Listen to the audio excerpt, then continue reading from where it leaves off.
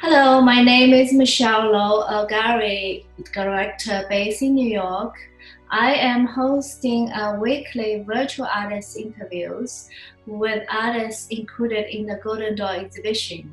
Golden Door is currently on view at the Silvermine Arts Center, which is located in New Canaan, Connecticut. The exhibition tells stories of becoming American and being American by 11 artists originally from different parts of the world. Today, I'm speaking with Shantell Martin. She is currently in New Jersey, Jersey City. Hello, Shantell. How are you? Well, good morning. I'm good. The sun is out today, so it's going to be a good day. Yeah. I would like to start by asking a little bit question about your background. I understand you were born and raised in London, and at some point you decided to go to Tokyo and spend some time there before you moved to New York. So can you tell us your experience of why leaving London and go to a foreign country that speaks very different language and then come to New York? Why that journey? Yeah, so I was born in England, in London, and that's where I was born, so that's where I lived for most of my young life and adult life. I then went to, I'm skipping lots of time here, but then I went to art school. I went to Camberwell College of Arts, and then I went to Central St. Martin's. And the one thing about these art schools is that they're very international. Mm-hmm. And there's lots of students from overseas. So at Central St. Martin's, there were lots of students from Japan. And so these students became my friends, and I started to get interested in Japanese culture, music, art, crafts. And in 2000 or 1999, I went to Japan for the first time, and I was blown away. I was blown away by how different it was from the world that I was from. And now we have, we use the internet every day, we have smartphones, but back then we didn't really use the internet that much, we didn't have smartphones. So going to Japan was literally going to the other side of the planet and being disconnected from where I was. And you speak Japanese at all, or was it okay to speak English and travel? Yeah, I didn't speak Japanese at all at that time. My friend spoke a little bit of English, but I went to stay with her family. So I went with a friend, and I went to stay with her family in Saitama, in a place called Uchiyama, and no one spoke English there. Her family didn't, she didn't. And it was kind of amazing at the time to be so lost and to culturally not know anything about what was happening.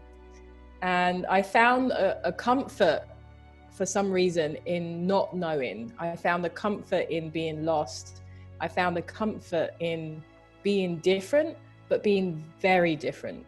Everyone was Japanese and I was me. And there was something nice about that compared to being different in England, which was a whole different situation. And how long did you stay in Japan? Yeah, so that was my first time as a vacation in 99 or 2000. Then I went many times on holiday to see my friend's family, and they became like my Japanese family. And then in 2003, I moved to Japan, and I lived there for 5 years. So from 2003 to 2009, I lived in Japan. And then from there, you decided to move to New York? Yep, so in 2008, at the end of 2008, I came to New York for a vacation, for a holiday. I met some Americans in Japan. And it's funny because, I'm British, I'm English, I'm from London. And just like any place, we have stereotypes about people. And being a young person, I believed these stereotypes. And my stereotype that I believed of Americans were that they're very loud, they're very obnoxious, they like very cheap jeans, these kind of things. So I never had an interest of going to America because I thought Americans are all rude and loud. But living in Japan, I met Americans for the first time. And it's funny, I when I say this, I laugh because it sounds so stupid that sometimes we believe these stereotypes. There's some truth in them to some degree. But living in Japan, I made friends with Americans and got very interested in American culture. And so in 2008, I went on a vacation to America and I loved it. And I think I loved it because after 4.5 years living in Japan, Japan is a magical place. Tokyo is a magical place. But I felt like there was a connection that I was missing. So when you're in Japan as a gaijin, as a foreign person, I could leave my house at 8 a.m. in the morning and get on a train and go to work or go see friends or go shopping or walk down the streets. And I would not meet any strangers. No one would talk to me. No one would bump into me and have a conversation with me, because culturally, that is not what happens. People want to avoid confrontation. They want to avoid talking to strangers. But when I came to America in 2008 for the vacation, I met people everywhere. In the subway, people spoke to me. In the 7-Eleven, people spoke to me. In the Starbucks line, people spoke to me. In the park, people spoke to me. And they didn't want anything. They just were making small talk. And there was something very refreshing and very nice about that. And I think I missed that connection. And so I went back to Japan missing the energy of New York. And so when I went back, I made some plans to move to New York. And I think in hindsight, maybe I should have visited New York many more times before I moved there, because then I probably wouldn't have moved there. But it is when you're young, you're pretty impulsive. I really enjoyed that vacation in New York. It was amazing. There was so much energy. I should move there. And you don't think too much about these things, and then you moved. And so I moved in 2009. And for the second time, I had a reverse culture shock. When I moved to Japan, I had culture shock. When I moved from Japan to New York, I had reverse culture shock, because I moved to Japan after I finished school and I started my career in Japan. So the way I understood of working and business was all from a Japanese experience and perspective. Interesting. And then I moved to America, where everything was very different. The way that people did business, the way that people had meetings, the way that people say no, the way that people communicate, everything was very, very different. And so I had a reverse culture shock. That's quite of a journey. And so let's talk about your work. You're predominantly working in media of drawings, and I think we see there's a work behind you. When I see this, I kind of see, graffiti, street art. Now I hear your experience in Japan. I feel maybe there's also a little bit influence of manga, anime. Am I reading it sort of in that direction, or you have a very different intention for the work? Yeah, I would have a complete different intention.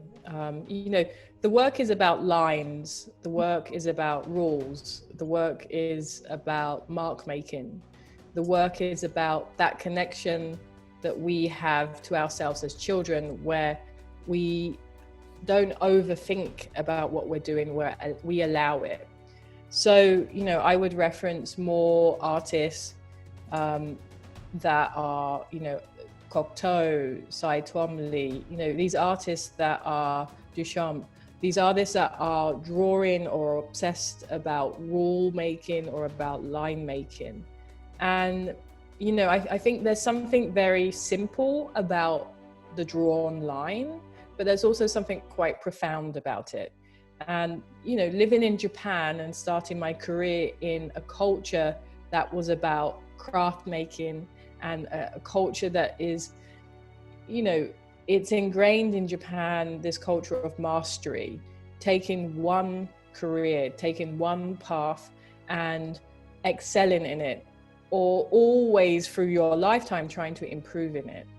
And when you take something as simple as a line and you understand that everyone on the planet can make some form of a line, then when you start to think about how much work goes into a drawing like this for it to look and feel and be recognizably my line. So I love this juxtaposition between it appearing very simple, but underneath that there's a profoundness that it takes a long time to make that line confident and bold, and it takes a long time to get to this place. And we're looking at a drawing now called Future Scene, and this is the piece that is exhibited in the group show, The Golden Door at Silvermine.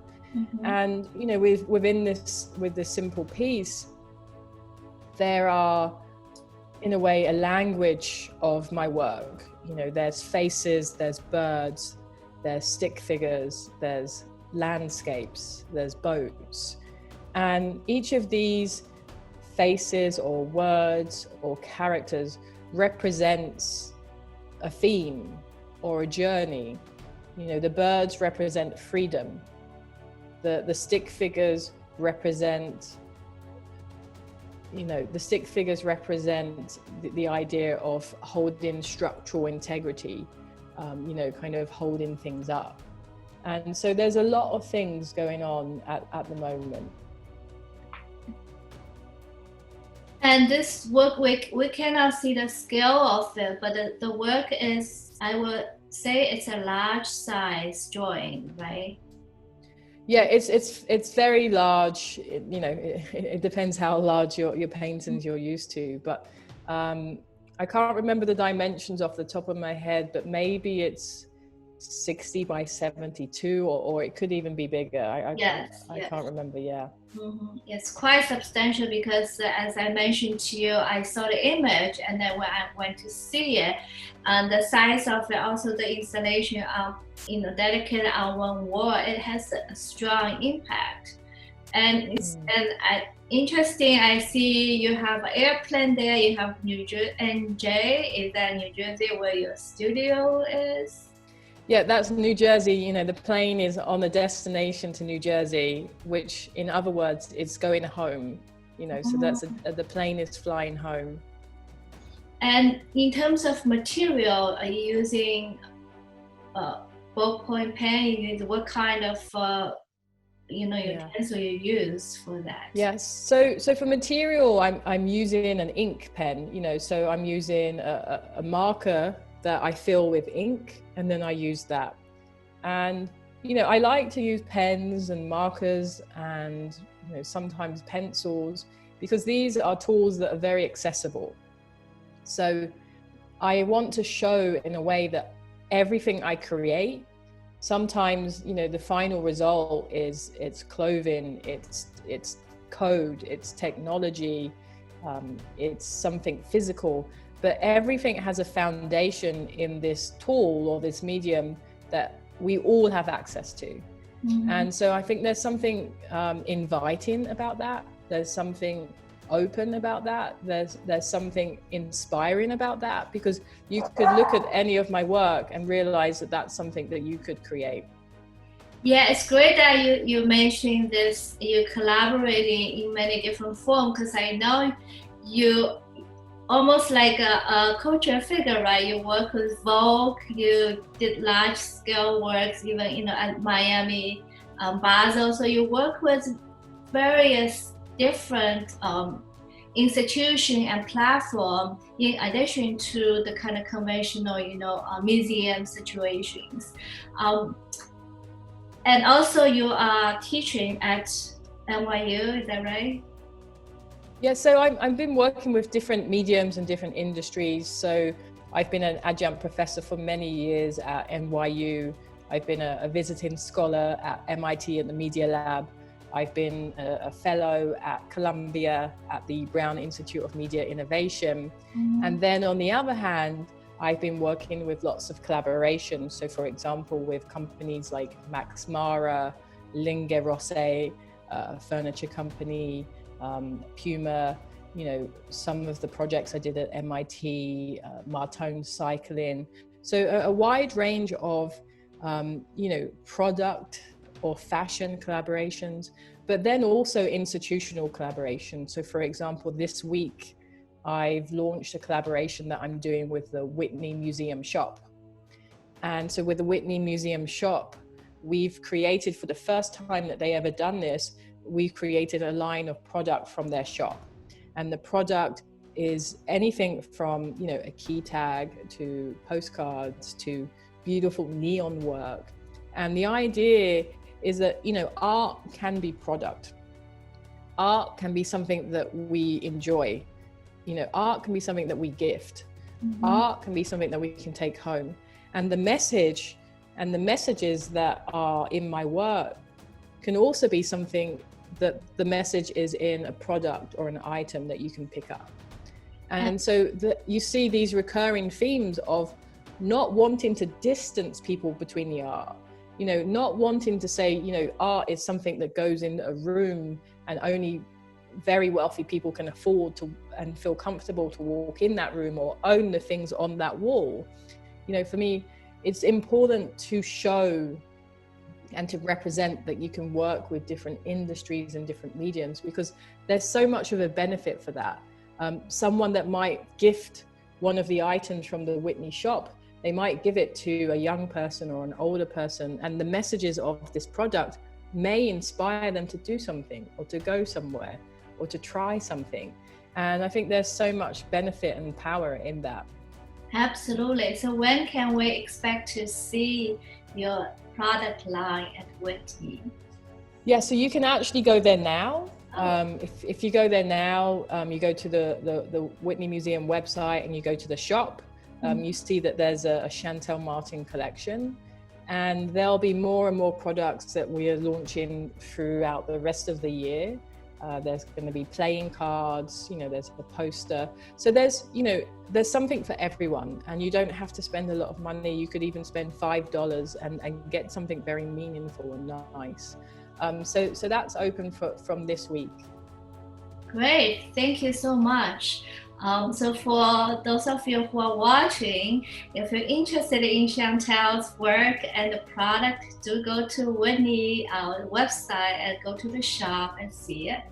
And on that note, I would like to say goodbye to everyone, and thank you, Shantell, and thank you all the people that's been following us. This actually is the last episode of our series. Golden Door exhibition will end on January 16th, so there's still time to go see it. And hopefully we will connect again in the near future. Thank you. Cool, thank you very much. Yeah, pick up a pen and start drawing, yeah.